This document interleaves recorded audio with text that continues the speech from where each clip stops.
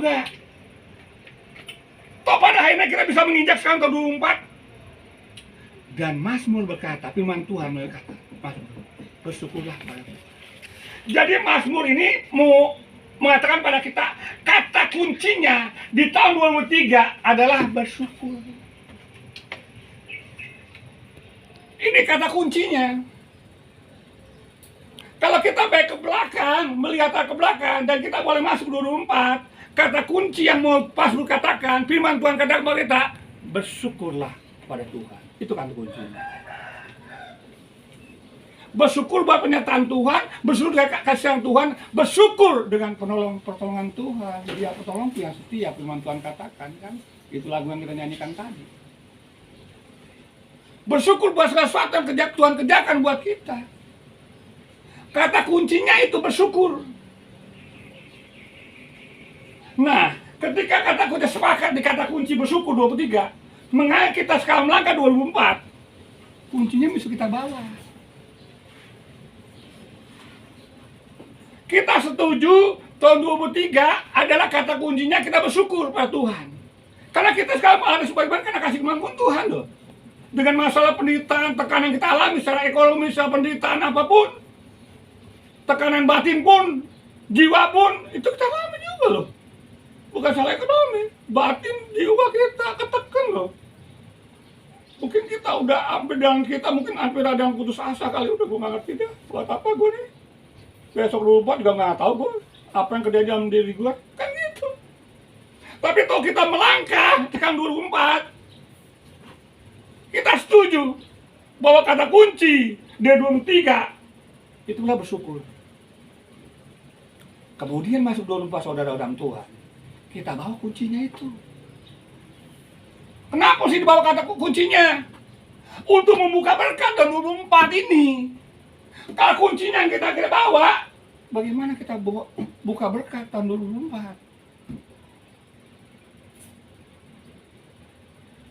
Kata kunci bersyukur itu 23 kita bawa. Terus kita masuk ke 24. Sehingga dengan kata kunci itu kita bisa buka pintu berkatnya itu. Gitu loh maksudnya. Artinya apa? Bersyukur 23 kita bawa 24. Dan ya kita bersyukur.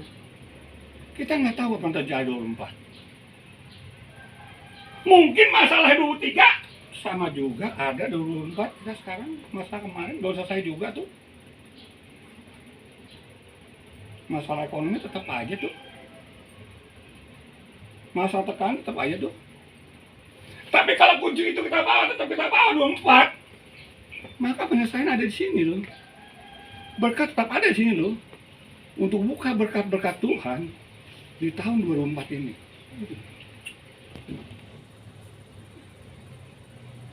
Kemudian firman Tuhan kalau pada saat ini kita mau lihat sana. Kita berbicara tentang dari Matius tadi nih, Matius yang kita akan baca nanti nih. Ini tentang Majus, orang Majus. Ini bukan korban Natal. Ketika orang Majus datang kepada Yesus, yang perjalanan jauh, orang Majus di sini firman Tuhan mengatakan dia hidup dalam berserah pada Tuhan. Saudara dalam Tuhan saya mau katakan adalah ketika kita masuk 24 ini nih, 24, kita nggak tahu apa yang terjadi. Kita nggak tahu apa yang terjadi di depan. Jangankan sebulan lagi, seminggu lagi kita nggak tahu. Terus apa yang mau kita lakukan?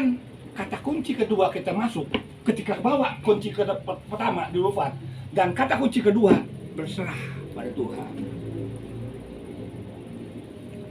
Ada dua kata kunci. Kata kunci 23 bersyukur, kata kunci 24 membawa bersyukur itu, kemudian kita berserah. Saudara dalam Tuhan berserah nggak sama dengan menyerah. Ya? Menyerah, bukan menyerah, berserah. Berserah ada di sana terdapat iman. Ada di sana terdapat usaha. Ada usaha, ada iman. Itulah berserah. Ketika kita sudah berusaha hidup kita, berusaha semaksimalnya, dan kita tetap berdoa Tuhan, dan apa yang terjadi kita serahkan pada Tuhan. Kita baca di tentang orang Majus yang dari timur. Nah, Ya, orang Majus dari timur, Mazmur Matius 2 ayat 1 sampai 2 katakan begini. Sudah Yesus dilahirkan di Bethlehem di tanah Yudea, zaman Raja Herodes, datanglah orang Majus dari timur dan bertanya-tanya, di manakah dia, raja orang Yahudi yang baru dilahirkan itu? Kami melihat bintangnya dari timur dan kami datang untuk menyembah dia. Saudara Tuhan, kita bayangkan orang Majus dari timur. Orang Majus dari timur datang ke Yerusalem. Timur Yerusalem tuh, aku selidik tuh, kita selidik itu, Alkitab tuh kan. Wah, timur Yerusalem itu ada di Persia. Timur Yerusalem itu Persia. Persia itu bisa di Iran. Dan perjalanan, diukur-ukur perjalanan dari Persia itu ke Israel itu 2 tahun. Dan pada waktu itu nggak ada namanya pesawat terbang, nggak ada. Enak aja pesawat terbang itu baru sekarang. Nggak ada namanya kendaraan mobil, nggak ada. Yang ada cuma onta. Perjalanan dari Iran ke Israel itu dengan onta itu diprediksi 2 tahun. Melalui padang gurun, gunung-gunung, pegunungan-pegunungan, padang belantara yang kalau masuk padang gurun ujungnya nggak tahu tuh sama mana tuh ujungnya. Kalau kita lihat di laut itu, laut ujungnya ada kan di laut, kita ke pantai ya, ujungnya nggak kelihatan tuh mana ujungnya, kira-kira begitulah. Dan orang Majus ini melakukan itu, dia jalan ke sana. Ini yang disebut on the track gitu loh. Kenapa orang Majus mau? Kenapa dia bisa sampai pada Yesus 2 tahun dengan masalah-masalah penderitaan-penderitaan yang dialami? Karena dia tetap on the track, taat pada perintah Tuhan. Firman Tuhan katakan bintang dari timur. Bintang dari timur menandakan itu bahwa itu dia tahu bahwa itu tentang tanda-tandanya bahwa Yesus lahir. Gitu. Kalau diaplikasikan sekarang, saudara dalam Tuhan, diaplikasikan sekarang, bicara bintang dari timur, itu bicara tentang firman Tuhan. Orang Majus pasti orang hilang, mana ada firman Tuhan, Alkitab, nggak ada waktu itu. Dia tahu bintang dari timur, wah ini Yesus lahir. Terus tahu nggak dia tuh ada di Yerusalem? Tahu. Tahu nggak dia resikonya ke sana? Tahu. Orang Majus tahu resikonya. Kalau dia mau datang pada Yesus di Yerusalem, yang berjalannya kira-kira 2 tahun. Karena firman Tuhan ada katakan begini loh. Kenapa 2 tahun? Kita kan lihat ketika orang Majus itu datang. Sesudah, nah, nih ayat 9. Setelah mendengar kata raja itu, berangkatlah mereka orang Majus. Dan lihatlah bintang timur itu, yang mereka lihat di timur itu mendahului mereka. Hingga berhenti di atas tempat di mana anak itu berada. Anak itu berada. Dia bukan bayi lagi, anak. Ketika orang Majus datang ke Bethlehem, tempat Yesus lahir itu, firman Tuhan katakan bukan bayi itu, tapi anak itu, karena udah 2 tahun umurnya. Orang 2 tahun masa bayi sih? Anak. Iya kan? Beda dengan gembala-gembala di Efrata. Beda. Gembala Efrata bunyinya begini, gembala Efrata. Setelah malaikat itu meninggalkan mereka dan kembali ke surga, gembala-gembala itu, nah gembala itu di Efrata. Efrata ke Bethlehem itu deket, nggak jauh. Di Israel juga, di kota-kota yang sama juga. Maka itu firman Tuhan katakan setelah malaikat meninggalkan mereka dan kembali ke surga, gembala berkata seorang pada yang lain, mari kita lihat ke Bethlehem untuk melihat apa yang terjadi di sana, seperti yang diberitakan Tuhan. Ayat 16 dikatakan, lalu mereka cepat berangkat dan menjumpai Maria dan Yusuf dan bayi itu. Ketika gembala itu sampai pada Yesus, firman Tuhan katakan gembala itu melihat bayi. Cuma berapa hari ke situ. Beda orang Majus. Ketika datang ke tempat itu, dia menjumpai anak, bukan bayi, tapi anak. Karena 2 tahun berjalan. Kita bisa bayangkan, saudara dalam Tuhan, perjalanan dari Iran sana, ya, Persia, ini banyak tantangan, hambatan. Tapi firman Tuhan katakan sini, indahnya firman Tuhan saya kutip di sini adalah dikatakan begini. Ayat duanya gitu kita. Di manakah dia raja orang Yahudi balarkan itu? Ini orang Majus katakan gitu, di manakah dia raja orang Yahudi yang balarkan itu? Kami melihat bintangnya dari timur. Di manakah dia? Ini bicara ada kerinduan untuk ketemu Yesus, kerinduan datang pada Yesus. Saudara dan Tuhan, kalau kita nggak punya kerinduan datang pada Tuhan, kerinduan berjumpa dengan Tuhan, kita tidak akan ketemu. Untuk berjumpa dengan Tuhan 2024 ini ada kerinduan dalam hati kita. Mesti ada kerinduan sungguh-sungguh. Bukan sekedar ibadah, bukan sekedar baca firman Tuhan, bukan kita coba berdoa yang rutinitas, bukan itu. Ibadah seperti ini atau di gereja-gereja lain itu bagus. Tapi kalau itu sekedar rutinitas karena aku orang Kristen dan harus ibadah minggu, kita nggak ketemu Tuhan. Kalau kita baca firman Tuhan karena disuruh, karena ada jadwal, karena ada grup juga baca firman Tuhan tuh, dan kita lakukan dengan rutinitas, kita nggak ketemu Yesus, cuma rutinitas. Kalau kita berdoa hanya kebiasaan, kalau makan doa pagi, siang doa makan doa pagi, makan siang doa makan siang, malam doa makan malam, terus mau tidur berdoa, ini kan rutinitas nih. Nggak ketemu Yesus kalau cuma berdoa. Mesti berangkat dari kerinduan ini hati. Kerinduan hati yang dalam untuk bertemu Tuhan. Apapun masalah, apapun hubungan, apapun tantangan di depan yang akan dialami oleh yang Majus. Dia tahu. Gua tahu jauh benar. Saudara bayangkan ketika itu kita orang Majus ya. Terus ada di Iran ya, jauh sana Persia. Terus kita disuruh ke Bethlehem, dan dengan padang gurun belantara, waduh, panas deh kalau malam, dingin bukan main, kalau siang panas lebih. Kita panas sekarang aja udah mengelutu, kemarin panas bukan main, buset dah, bukan main, panas buset dah, keluar udah habis nih, kayaknya keringetan deh, minum terus, panas berapa ini juga 40, udah mengerutu kadang-kadang, padang gurun panas, buset dah. Udah mendidih kali. Dia mesti jalan 2 tahun. Siangnya panas, malam dingin bukan main. Tahu gak tahu. Tapi kerinduan bertemu Yesus. On the track dia, gak masalah. Tetap berjalan sesuai firman Tuhan.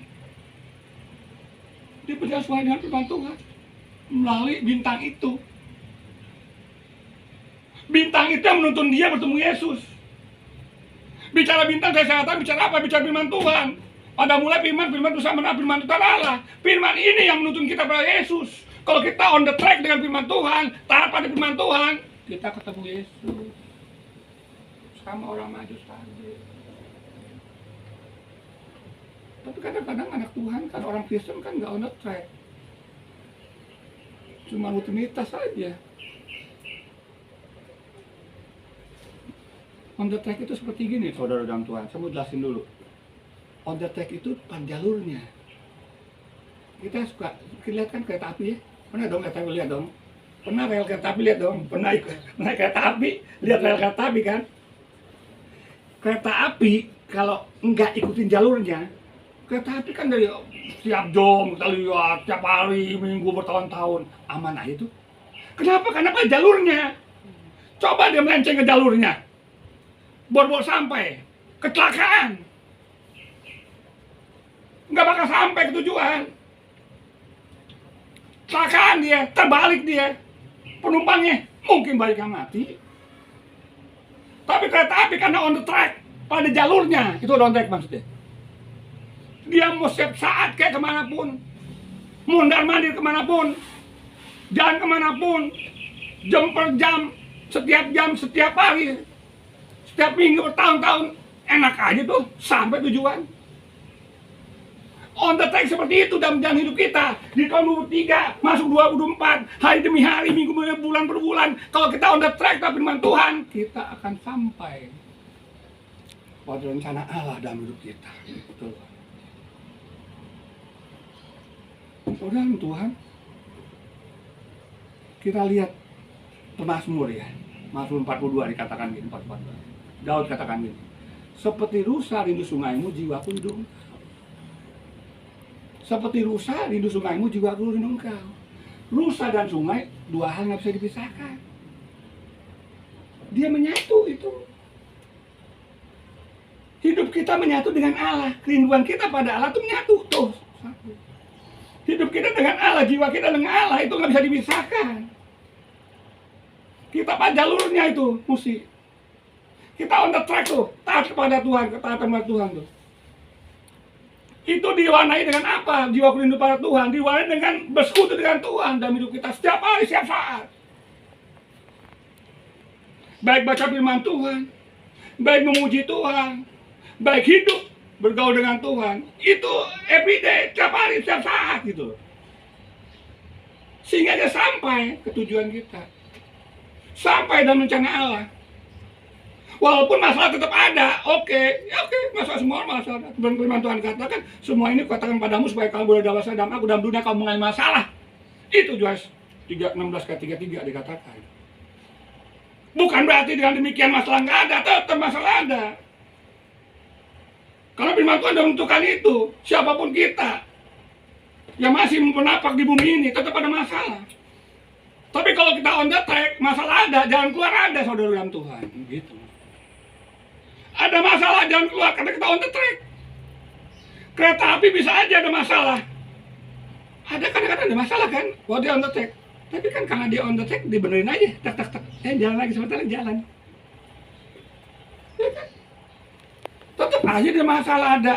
Kadang-kadang kereta api itu ada macet tuh, ada apa tuh kok kumpul orang sini. Iya ada nih kereta api agak ini ada kerusakan dikit. Kerusakan dikit, oke, itu bisa masalah. Tapi kan dibenerin, udah selesai kan? Selesai. Tapi kalau dia kembali ke jalur, keluar jalurnya, agak sulit dibetulinnya. Bukan masalah dibetulinnya, baik sama aku. Minimal luka-luka berat tuh penumpangnya. Karena dia udah keluar jalur. Dengan contoh seperti ini, perubahan seperti ini, kita bisa tahu, saudara dalam Tuhan, kalau kita keluar jalur, di luar firman Tuhan, kita mengalami yang sama. Kalau hidup kita di luar Tuhan, keluar dari firman Tuhan, kita akan mengalami yang sama seperti kereta api itu. Pahit-pahitnya, mati rohani kita. Setidaknya kita kejedot, artinya kita mengalami masalah dalam hidup kita. Tekanan-tekanan dalam hidup kita. Sama kereta api itu, kereta api kalau di luar jalur sama. Besok Tuhan meninggalkan kita di awal tahun 2023 ini, 2004 ini. Yuk kita tetap on the track. Sesuai dengan firman Tuhan mengalami hidup di tahun 2004 ini. Sama seperti orang Majus. Kemudian kita lihat contoh-contoh lain Bartimius coba. Yesus anak Daud, belas kasihan aku. Dia tertuju pada Tuhan, dia berseru pada Tuhan. Walaupun kanan kiri bilang, diem lu, ngapain lu? Ngapain lu diam? Kan gitu, firman Tuhan kata gitu ya. Waktu Bartimius berseru pada Tuhan, Yesus anak Daud belaskan aku, nggak mulus, enggak. Orang asli katakan, ngapain lu diam, berisik. Maksudnya apa saudara dalam Tuhan? Kadang-kadang kita datang pada Tuhan, datang pada Tuhan. Mungkin suami kita, istri kita nggak dukung kita. Mungkin anak kita, saudara kita nggak dukung kita. Ngapain lo ke gereja, ngapain lo aktif-aktif lo? Lo susah aja, itu juga susah hidup lo. Kan gitu. Ngapain lo aktif-aktif, nggak berubah lo?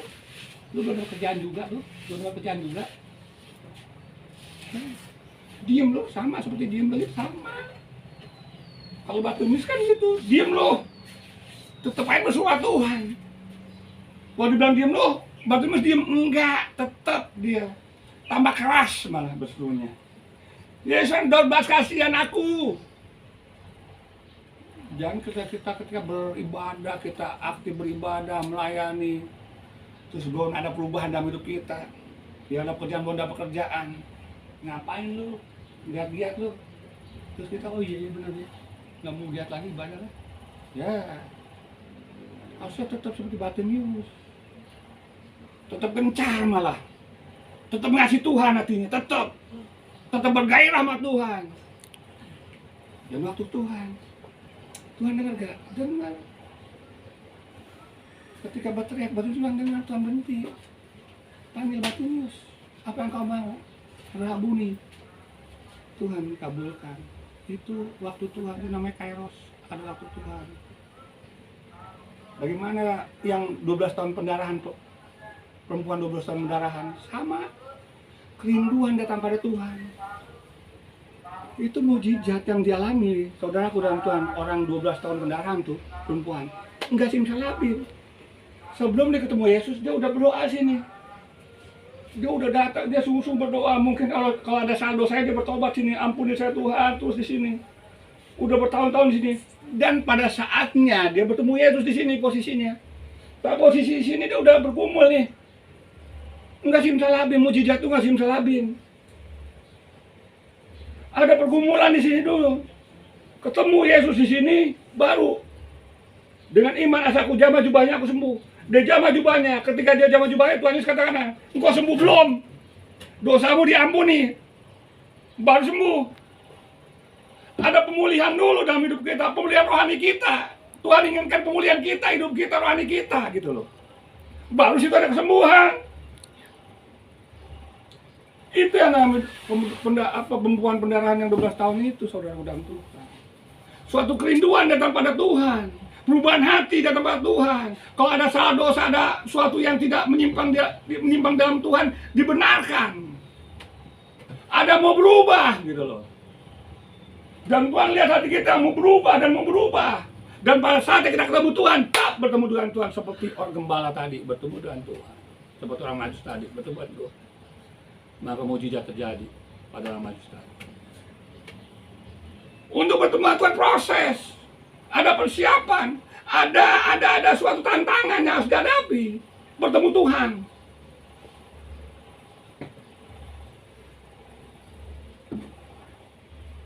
Saudara Tuhan, kita melihat orang Majus tadi, kita kembali tadi orang Majus nih, yang on the track nih. Ketika dia mau melangkah, kan bintang itu kasih tahu tuh, iya kan, bahwa ada raja yang lahir. Juru selamat akan lahir kan, gitu kan? Ada di mana? Di sana Bethlehem jauh. Nah, kemudian untuk dari Persia nih, untuk dia di tempat dia Persia nih, Iran nih, untuk datang ke Bethlehem itu, kan dia tahu padang gurun yang lebar itu yang dilalui. Kalau panas bukan main siang panas, malam dingin bukan main dingin. Belum mungkin di tengah jalan ada penyamun. Kemungkinan kan banyak. Tantangan besar. Dia tahu dong, tahu. Terus dia ikhlas gak melakukan? Ikhlas. Dan itu yang dialami dalam perjalanan orang Majus masuk ke Bethlehem. Dia mengalami itu. Panas dialami panas. Dingin dialami dingin. Mungkin ada penyamun. Mungkin ada ya penghambatan yang lainnya. Dialami tapi dia ikhlas. Ikhlas. Untuk bertemu Yesus. Mungkin masalah kita hadapi, tantangan kita hadapi. Tapi hati kita mesti ikhlas, saudaraku. Ikhlas dengan masalah yang kita hadapi. Jangan katakan, gue masalah. Kalau dia nggak masalah, gue ada masalah. Ikhlas dengan masalah yang kita hadapi. Baru kita bertemu dengan Tuhan. Kan banyak orang nggak ikhlas. Masalah ada tapi nggak ikhlas. Jalan ini kita lihat contoh yang lain deh, ya kan? Daud kan ada kakak-kakaknya, tiga-tiganya kan jadi tentara, prajuritnya si Saul. Terus belum ada lagi kakak-kakak yang lain. Terus yang diproses Tuhan siapa? Daud. Di antara mereka yang masalah besar siapa? Daud. Kan Daud nggak tahu nanti dia raja, nggak tahu kan? Emang tahu? Nggak tahu. Terus Daud nggak katakan, Tuhan kenapa saya sih Tuhan? Kenapa saya sih? Kakak saya kok nggak begini, saya yang menderita. Kenapa saya? Bukan kakak saya aja tuh, yang prajurit yang tinggi-tinggi besar tuh, yang ganteng-ganteng tuh, yang kuat-kuat tuh. Nggak ada firman Tuhan katakan begitu. Tapi Daud menjalani dengan ikhlas. Paham saudara ya? Jangan banding-bandingin.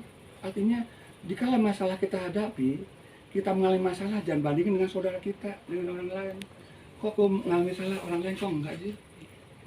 Kok aku sakit kanker, orang lain enggak? Baik kanker pengertian penyakit maupun kantong kering, ya kan? Kok gua kantong kering kok? Yang lain enggak tuh, berlimpah enak bener tuh hidupnya, yang lain tuh gua kantong kering sudah. Enggak perlu dibanding-bandingin. Kok kenapa gue ya, kok enggak dia? Yusuf ada berapa saudaranya? 12, 11. Tapi yang menderita Yusuf, dia dijual jadi budak.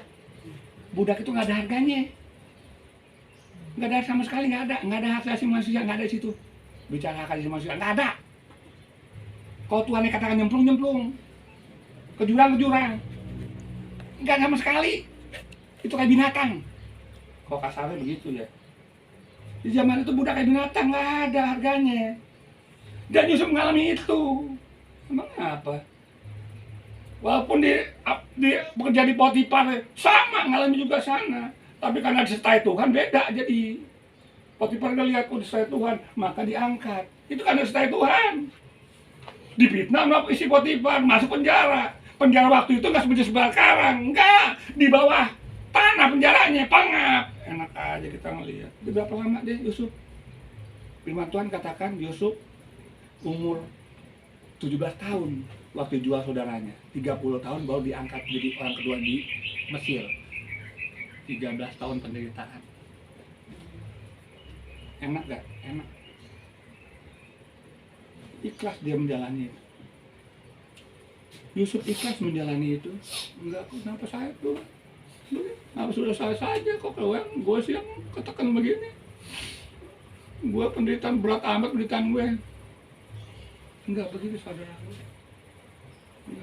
Ketika Tuhan tempa saya dari saudara-saudara, sekarang ada 8 orang ya, saya yang tempa itu, saya kan banyak kali, sampai dibunuh 2 kali, diancam 5 kali, disantet belum, nada setan-setan belum, tekanan belum, pernah juga nggak apa, ya dibilang nggak puasa, emang nggak ada duit, yang nggak makan. Tekanan besar, berat yang saya alami. Enggak pernah saya ngatakan kenapa saya Tuhan ke saudara saya, enggak sih, enggak. Ya kan? Ikhlas saudaraku. Ikhlas menghadapi masalah yang harus kita hadapi. Hati yang ikhlas. Daud ikhlas. Makanya Tuhan angkat pada waktunya. Yusuf ikhlas. Maka Tuhan angkat pada waktunya. Ayub ikhlas, Ayub juga ikhlas. Walaupun awalnya dia agak berseru pada Tuhan, menyalahkan Tuhan, tapi dia cuma ikhlas.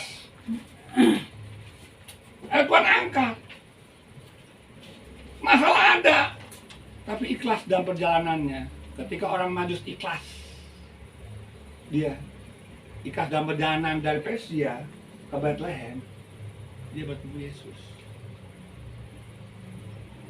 Kalau orang Majus waktu itu gak ikhlas, nggak mau, nggak ada cerita orang Majus di Alkitab, betul? Bisa orang Majus ngapain gua kesana Bethlehem, buset lah, belantara demikian 2 tahun, naik turun gunung, menyembrangi belantara itu, aduh padang gurun bilang berhampar gitu, aduh, dingin bukan dia main, panasnya bukan main, panas, terus dia nggak mau melakukannya, nggak ada cerita di Alkitab tentang orang Majus, nggak ada. Nggak ada contoh teladan yang kita ambil dari orang Majus, nggak ada. Karena dia ikhlas, dia on the track menjalani sesuai dengan petunjuk dari Tuhan, on the track. Maka tercatatlah di Alkitab orang Majus yang menjadi teladan buat kita semua. Saudara dalam Tuhan, yang kedua, itu yang pertama. Yang kedua dikatakan gini, di Matius 2 ya tadi ya, ayat 2.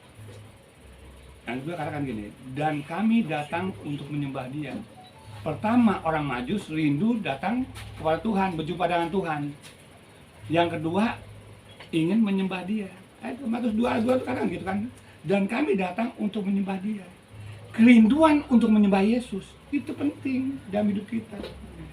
Ada hati bukan hanya bertemu dengan Tuhan, tapi ada kerinduan menyembah Tuhan dalam hidup kita. Hidup kita penyembahan pada Tuhan. Saudara dalam Tuhan, menyembah dalam Tuhan itu ada dua hal. Pertama, dalam kita di gereja ini memuji menyembah Tuhan. Kita puji menyembah Tuhan, itu menyembah Tuhan. Kalau kita lihat di gereja ya, kita puji Tuhan, yuk kita puji Tuhan, kita sembah Dia, haleluya, haleluya, haleluya, itu menyembah Tuhan. Ada Mbak Saro, silakan ya bisa Mbak Saro, itu menyembah Tuhan. Ini kan ada momen gitu kan, kita puji Dia, kita sembah Tuhan, itu menyembah Tuhan. Atau kita sendiri di rumah memuji Tuhan, menyembah Tuhan, itu menyembah Tuhan.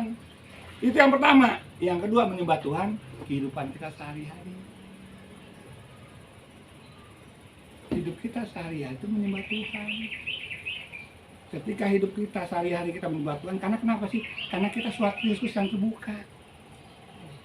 Firman Tuhan katakan di 2 Korintus 3, 2-3, kita surat Kristus yang terbuka. Ya. Bagaimana kita cara menyembah Tuhan? Ada dikatakan 1 Timotius 4 ayat 12, menjadi teladan bagi orang lain. Ketika hidup kita menjadi teladan bagi orang lain, itu penyembahan namanya. Penyembahan bukan aja di gereja seperti ini, haleluya puji Tuhan, itu oke, nggak apa-apa. Yuk kita puji Tuhan, menyembah. Yang basaro, Uriya lama sangkara masiti lama, itu menyembah betul. Tapi bukan itu aja.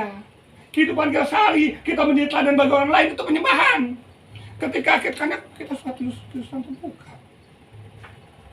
Ketika kita menjadi teladan bagi orang lain, itulah penyembahan. 1 Timotius 4 ayat 12 katakan gini, jadilah teladan. Dalam apa? Perkataan. Dalam apa? Tingkah laku. Dalam apa? Dalam kasih. Dalam apa? Dalam kesetiaan. Dalam apa? Dalam kesucian. Ketika kita dalam kehidupan kita sehari-hari, baik di tengah rumah tangga kita, baik di tenaga kita, baik dalam kerjaan kita, di job kita, dimanapun kita berada, kita menjadi teladan bagi orang lain, itu namanya penyembahan. Itu menyembah Tuhan kita. Kita menyembah Tuhan tuh. Dan orang Majus melakukan itu. Di dalam perjalanan 2 tahun dia, dengan masalah dihadapi, mungkin kerajaan dan penyamun, dia nggak lawan tuh penyamun. Tapi tetap lindungan Tuhan ada. Karena dia on the track. Teladan dalam 3 laku. Teladan dalam kekudusan. Firman Tuhan katakan, kuduslah kamu, sebab aku kudus. Bagaimana kita mau dekat sama Tuhan? Kalau kita nggak kudus, nggak mungkin lah. Kita mau dekat sama Tuhan, kita nggak kudus, kita kotor. Ya kan? Orang tua aja, anaknya mau deket-deket, misalnya orang anaknya tuh habis main comberan tuh, dia kotor bau, terus mau peluk mamahnya. Jangan. Mandi dulu, kotor. Betul gak? Mau anaknya habis main comberan tuh, bau-bau, tuh datang ke mamahnya, meluk mamahnya, mau? Enggak ada.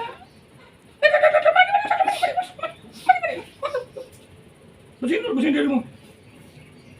Bersihkan dirimu, Tuhan katakan. Kudus kamu, sebab kudus. Mau datang tanpa Tuhan, mau meluk Tuhan, mau menyembah Tuhan, mau dekat sama Tuhan, ya kudus dulu dong hidupnya. Kudus.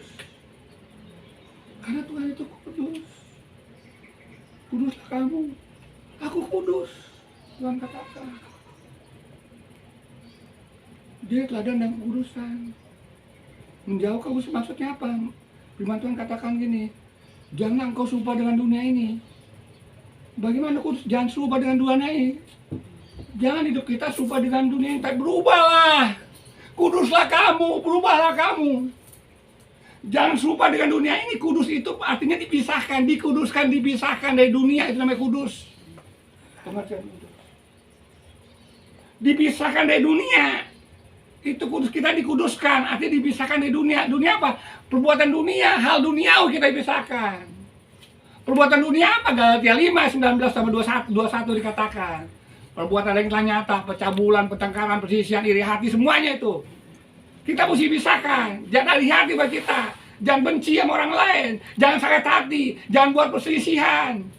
Kita mesti pisahkan itu. Itu kudus namanya. Kalau kita udah kudus gitu, baru kita datang kepada Tuhan. Kuduslah aku sebab kamu kudus.